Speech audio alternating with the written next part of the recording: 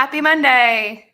Happy Monday, guys. Welcome back to Monday Trends with Megan and I, John Vigaro. I'm super excited to be going live again. I'm away from Megan this time. A little sad about that, Meg. We're not Yeah, next me to each too, other there, honestly. crushing it right now. But you know what, though? You're holding down the fort over there. But there's a lot of things that are happening right now. At this point in time, I hope everybody had. Do you think people are on their second cup of coffee right now? Rob already had two when I got here, and I had two as well. So for sure. Wow. So you What think about people you? are? No, I don't drink coffee. I'm just agua, Just agua. just water. But yeah, listen. So there's a ton happening right now. Obviously, as always, in the business, marketing, brand, all that good stuff space. So yeah, there's a lot to dive in on. But I wanted to, kick us off here with the thing that's going to keep popping back up, right? Which is that Chat GPT AI, and right now, it's in with it, right? So I essentially, based on just like looking at what's super, super trending at the moment, I went in, I looked at a couple different ways that we can beneficially use AI to our advantage as business owners. So I'm going to start here with the first one, right? So these are the top 7 ways that we can do that. So the first one is going to be idea generation and brainstorming, right? So what I mean by that is, again, AI, in my opinion, is not here, especially when it comes to ChatGPT and things like that. It's not going to replace jobs, right? When it's done correctly, right? Some people might think, oh, I'm just getting rid of this person, this marketer or copywriter or whatever, because I don't need it anymore. But really, it's an idea generation tool, right? So if you're looking for what are some great blog ideas, or how can I motivate my team better, or tell me how to, create better camaraderie between me and my team, or me and my clients, or what's a great idea for a community event, right? It's going to help you with idea generation. So again, right now, OpenAI, if you go there, again, it's a free tool, especially on desktop. But it's helpful when it comes to generating ideas and brainstorming. The second component that we have here is simplifying complex concepts, right? So what the heck does that mean, right? So at the end of the day, it comes down to, if there's something that's really like you're confused about, right? And this is both business and personal. But if there's something that you're super confused about, you're like, I don't know how this works, or I'm not like so sure about this. All you have to do, type it into this AI ChatGPT, and literally just be like, hey, simplify this for me. I don't understand it. And guess what? It pretty much does it. So very helpful. So in a business dynamic, when you're having different challenges or different things that show up, all you have to do is literally type in, that situation and ask it to make it simplified for you. And it does it, right? So super, super beneficial there. The third is enhancing customer service, right? So again, right now there's a lot of different ways where you can set up AI chatbots and things like that to help not remove a job, right, but to help your sales team or whoever right now currently is at the front desk, or like a quote unquote front desk, right? Because now everybody's virtual for the most part. But even if you're like an attorney or something and have a real front desk person, again, it enhances, right? So you can set up. This is not just ChatGPT. Most actual chats like Tidio or just WeChat, live chat, you name it. There's a bunch out there, but there's actual bots that you can have now where, again, while you're sleeping or while you're busy in meetings, if you don't have somebody who is doing that for you, these chat bots can actually go in and answer a bunch of questions, have conversations, and lead them to the right direction, right? So again, there to enhance customer service. So if you're busy and you can't do something, bam, that takes that off the plate for you. A little bit of a bang, boom. Meg knows I like my bang. Secondly, right? I'm sorry, fourthly, not secondly. But at the end of the day, one of the things that's pretty difficult, right? So if you're going to have difficult conversations, if you are a leader in any sort of way, if you're a business owner in a sort of way, even from a personal perspective, screw it. Even if you're in college and you're trying to break up with your girlfriend or boyfriend or whoever, what's crazy about ChatGPT and AI, right, is that it's there to also simplify communication. So one of the things that I found it best for, and just in my research too, is that when you're going to have great conversation or maybe even difficult conversation, you want to send an email, you don't know how to send it, right? When you go to ChatGPT, again, it's only as good as what you put in and the questions you ask and the outputs that you modify, right? So if you're going to say, hey, I don't know how to tell this person I'm working with better yet, how can I tell somebody I'm working with a project on I don't like what they're doing, right? It'll literally give you some ideas and suggestions on how to present that feedback better, right? So like literally anytime, anybody here who knows Rob, he's botching everything. So I'm sitting there, I'm typing in ChatGPT, how do I say this nicely, right? So but no, I'm just kidding, Rob. But seriously. But so the whole thing though is like when you look at it, it's there to also help and streamline communication on difficult things, right? Again, this helps us, right? So instead of going and like having to like be like, oh, I'm gonna bother Megan and ask her like how I should have this conversation with somebody, you can still do that, but it's gonna help you idea and brainstorm how to draft a difficult email, how to like have difficult conversations, or if you're feeling crazy and you want to break up with somebody, how to best break up with somebody. Could you imagine? They broke up with me. It's no longer the world where someone breaks up with you over text message. It's like they broke up with me through ChatGPT. They wrote out a script. Well, again, I'm pretty sure that's how Megan. It's a good thing you're breaking up right now. Use ChatGPT. Yeah. Couldn't hear anything you were saying. Okay. Oh man. Okay. So anyway, so that was probably for a good reason. But so 2 more left. So market research and just competitive analysis, right? So again, when you're out there in the world doing research and trying to better understand how you can effectively make these changes and look at like just essentially like what market research is performing better than what's not. Meg, did I break up again? Nope, you're good. Cool. So when you're out there in the world looking at like, well, what are my competitors doing better than me, right? And how can I do what I want to do better than them? Again, AI, ChatGPT, like these are great ways to just brainstorm, right? So like again, look at what your competitors are doing, see what's going on out there already. It's going to help, right? It's going to help build that competitive analysis. So instead of you going and searching on Google, like what are my competitors, like type in your zip code in ChatGPT and it'll pop up and tell you like who your local competitors are and just some analysis around them. Again, making ideas and putting those ideas into execution easier, right? So again, this is supposed to be a tool that's here to help you, not just necessarily essentially set it up and make it more difficult for you. Just be easier. Lastly, right, and this one I love, but training and development for yourself, personal development, and even teams, right? Asking ChatGPT and AI, like, what are some cool ways to help my team train? So if right now you have an issue with your team, whether it's communication, whether it's like, even just internal, right? It could be external or internal communication, customer service, things like that.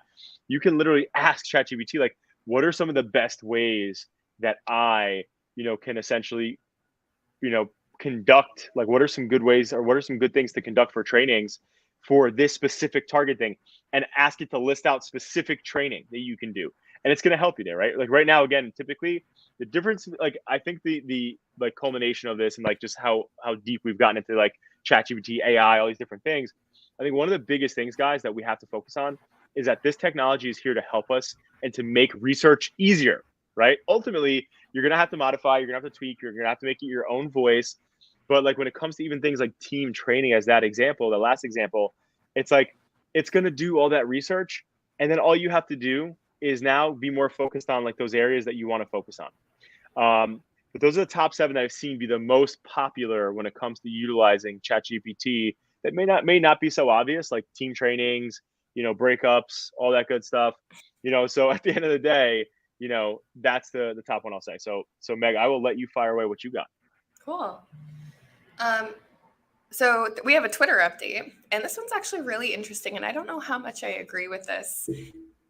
But essentially, Elon Musk had announced that any account who is going to put out some sort of content, this could be a publication, an article, users now have the option to pay to actually access that publication. So you can either have a monthly subscription where you can access all of this locked content on Twitter, or you can pay per publication or per article. So it's a way that the platform is looking to make a little bit more money. But in my opinion, there's so much free content out there. Like, could you imagine paying per article to read something that you could probably just Google and find the same information for elsewhere. No, that's wild. Right?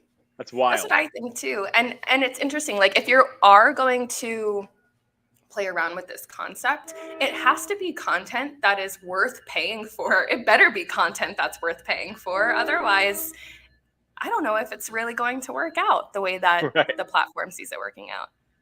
You gotta think, right? So they're spending billions of dollars in like research and all these different things they're doing. Like there has to be some sort of method. But here's the thing though, right? It's also like highly valued content, right? Like nobody thought people would pay for content until OnlyFans come in and said, "Hey, let's just have people have their own channels." True. Because the one thing that people don't realize though is that OnlyFans was utilized before that.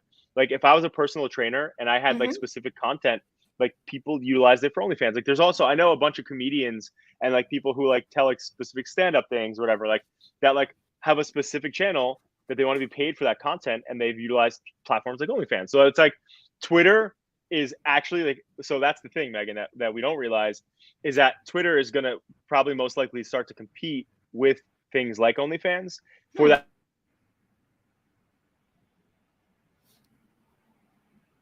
Oh, I think now you cut back in. But yeah, it'll be interesting to see the evolution of all of this. Will it become a competitor of OnlyFans? And even Instagram has subscription tools as well. So it'll be interesting to see how it's used and who engages with it, and if it's actually another way for the platform to monetize itself. 100%. And again, just reiterating that, like, I think that's why they're doing it, but we'll see. You will see. I'm going to beat on the same drum that I've been beating on, and I said I would keep beating on it. But again, I'm going to go to creating YouTube short content. Do not sleep on it. YouTube is heavily investing right now. And I just keep seeing it over and over again. So again, if you're out there, do not sleep on YouTube shorts. I don't care if you don't have a professional videographer that's following you around or making content for you. Literally just make content, put it on YouTube shorts, make it valuable. Obviously, don't make it too shitty.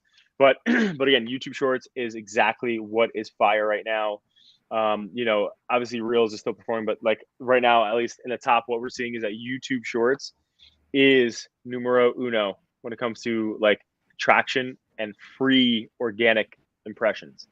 So do not sleep on that. That's Megan's new middle name now. She's Megan YouTube Shorts. Basically. Yeah. And there's ways to do that too. Like we were talking this morning in another meeting that John and I were in. We were talking about a new blog topic. And immediately, John, you were like, okay, great. So we have this blog topic. Now cut it down to 30 seconds and make a YouTube short out of it, make a reel out of it, a TikTok. So you don't have to find new ways to create new content. If you're already creating this content, just find ways to clip it up and put it on different platforms. 100%. And you know what? You said this, I think you said this last time, but I'm going to echo it. Guys, people like content from the past that was like good content that performed well then. You probably have fresh blood and new people who are following you now. So it's totally fine to literally go back in the time machine, pull that shit and bring it back now. Obviously, if it's relevant, but then clip it and use it on shorts, right? Like, again, like shorts is the way to go. But again, I just want to big time say, do not forget that right now, when we're speaking of shorts, people do not want to watch videos over 15 to 20 seconds anymore. So you have to create content for the person and their short attention span mind right now. So just make sure, guys, at the end of the day that you have that ready to rock. I think right now we said that the attention span in the US is about 8.2 seconds. And I just want to again reference that if you've ever seen 50 First Dates, 10-second Tom has officially a longer attention span than the fucking country. So literally right now, 10-second Tom is beating us in our attention span. So it's crazy. It's insane. Crazy. But that is the world we live in right now. So again, short. Yeah, for sure. And if you mentioned having content from a while back that if it's still relevant, you can use it. Another thing you can do is maybe post it, but do a split screen with how things have changed since the last time that you posted that piece of content and show the evolution for whatever has taken place since then. So there's different ways that you can use your old content. 100%. All right, I have 100%. another. What'd you say? I said 100%. I have another trend on Instagram, following the content train. Instagram is testing a new process to help brands source user-generated content, which is so helpful. If you're a brand out there or somebody who is creating content for social media, you know how important user-generated content is and how difficult it can be to find that content sometimes. So Instagram is testing out the ability when a user tags a brand in a post, that brand will have the ability to request permission to feature a specific product, or whatever it may be within that post. So if you are a e-commerce store and you see that somebody is wearing a necklace that you offer at your store in their post, you can actually then request to tag that specific product within their post. So it's helping to generate more awareness, more traffic over to brand pages. And then it's also helping that authentic content, right? Because we know that for the most part, consumers engage more with other consumer content, not this, stock or really heavily branded content anymore. They want to see people like them pushing out content. That's what they're going to engage with. So if you can use user-generated content in your strategy, you may see that your engagement overall goes up, and then conversions goes up too. That'll be interesting to see. Yeah, I love that. One thing on that topic, at the end of the day, people love UGC, and most people actually resonate 10x more with a real actual person than what a brand can do, because you obviously know it's like when you see those like medical commercials where it's like scripted, this is not a real like doctor and this is not whatever. It's like, okay, like in the future, like I'm even surprised that they still do that stuff right now, because like people don't value that stuff. So it's so crazy that you're still doing things like actor portrayal. Like it's not a real doctor. Like it's like people want to see real shit. They don't want to see somebody who is like, not really doing anything. Like they want to see real people. So That's a I good love point. that. Yeah, A lot of UGC. commercials now too are using like user testimonials or user generated content, and they're, even though it's not like high production or high quality production, they're still using it in their commercials. So that just says how much that content means to them. 100%. 100%. One of the things that I just want to share, and this is more Facebook based, but right now, so Meta, right? Meta's ad revenue was up 4%, in Q1, right? So we're just going into Q2 now, but Meta's ad revenue is up 4%, right? When you look at year over year, like what that tells us that a lot more people have dialed back marketing on platforms like Meta, right? Because of like how expensive it's getting, the lower impact. Again, not saying that it doesn't work for every business, not saying whatever, but I think one of the things that we've seen here just as marketers is that like if you don't have a healthy budget, especially for platforms like that, and you don't have like if you're super niche, it makes it super challenging, right, on platforms like Meta. So just keep in mind, if you're a business and you're seeing, oh, I'm advertising on Facebook and Instagram, and it's not really working. Right now, we're just seeing again like their revenue for that is down, from last year, up 4%, so far this year. But at the end of the day, it's like just keep that in mind. If you have a small budget, be very careful with where you put your dollars. And social media platforms, again, I always like to share the differences. Like if you're marketing on search engines, people, it's like exactly, it's a search engine. People it's like a verb, they're doing something. Whereas on social channels, it's more branding. Again, you will and can get customers from it, but it's more brand heavy than it is anything else. But that the fact that they're at 4% up instead of like 20% or 50% or whatever it is, like normally these companies are just like dialing up. It's just kind of giving us a better idea of like what's going on. So yeah, definitely. I have good news, and this is something that is going to put a lot of business owners' minds at ease because you have a little bit more time now. But Google has extended their access to Universal Analytics history until July 2024. So your data will still stop recording on July 1st of this year, But originally, you only had 6 months to figure out what you're going to do with your data, whereas now we have a full year. So if you have not switched over to GA4 already, you only have about 2 months now to do that. So make sure that you jump on that. And if you don't know how, contact us and we can help you with that. But then after that, you have a year to figure out how you want to store your data. And there are so many different ways to do that, but you have to make sure that you are exporting that Universal Analytics data so you don't lose it. It's going to be important to revert back to it in years to come to better enhance your strategy and see how you've grown over the years. I love that. That's fantastic. Right. And guys, I think that concludes our Monday trends. Is there anything else on your side, Meg? No, that's it. All right. Well, guys, everybody, happy Monday. I hope everybody out there creates a great and productive week. We're going to have Megan kick us off with the quote of the week. What you got for us, Meg? I don't know if this is a quote, but it's more so a concept that I saw a video about this weekend, and it's looking out for your future self. And what that means is so many times we have a big to-do list, right? And it's like, oh, well, I don't have to do that right now, so I'll do it later. Instead of just, if you have time right then and there, to just get it done. So in the video that I saw, I was talking about just chomping away at your to-do list and starting to treat yourself like you would treat a friend you were looking out for, knowing if they had a lot on their plate and there was something that you can do for them, you would just get it done right in that moment.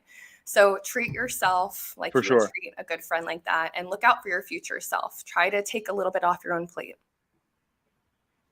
I love that. That's absolutely fire. Like helping friends with their SEO and stuff. That's amazing. Exactly. Yeah.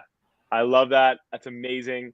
All right, good stuff. I love that. That's fire, and everybody out there, actually on that note, well, let's end off with this. I know a lot of times, especially in business, if you're a business owner or C-level or leader or manager, or just at this point, like just, somebody who even if you're an employee, a lot of times, especially if you're somebody who is working on a computer all the time, right? Keep in mind, we absolutely 100,000% have to take care of ourselves, right? If we're not taking care of ourselves, self-care is so important. Wellness is so important. So I hope this week you do that for yourself. And everybody out there, create a great rest of your day.